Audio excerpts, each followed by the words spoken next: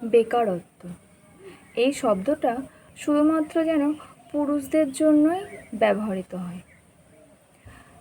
একটা শিক্ষিত বেকারই জানে তার জীবনটা কতটা অস্বাভাবিক। বেকারত্ব যেন ক্যান্সার রোগের মতো, আস্তে আস্তে মানসিকভাবে মেরেই ফেলে একটা মানুষকে।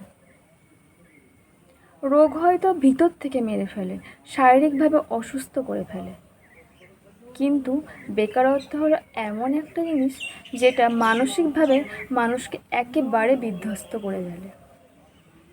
এটা কেবলমাত্র পুরুষরাই বোঝে, মেয়েদের জীবনে কখনো বেকারত্ব জিনিসটা আসে না, তাই কখনোই তারা এটা উপলব্ধি করতে পারে না। বেকারত্ব এমন একটা জিনিস যে নিজের বাড়িতেই পুরুষ একেবারে চোরের মতো থাকে, কেউ তাকে এতটুকু সম্মান দেয় না, কিন্তু কিছু করার নেই। কারোর সামনে মুখ দেখানোর উপায় তার থাকে না, 5টা মানুষের সামনে যেতে ভয় পায়, সমাজের সাথে মিশতে ভয় পায়, সবেতেই যেন গুটিয়ে থাকার একটা মানসিকতা তৈরি হয়ে যায় তার। এর জন্য যে সবটাই দায়ী সে, তা কিন্তু নয়।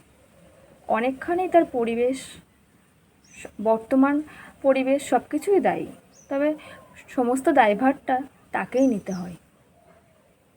শিক্ষিত বেকার যুবক যে কোনো কাজে যেতেও পারে না, পাচ্ছে 5টা লোক তাকে আরও বেশি রহস্য করে, তাকে নিয়ে আরও বেশি হাসাহাসি করে, দেখো এত লেখাপড়া শিখে কী কাজ করছে দেখো।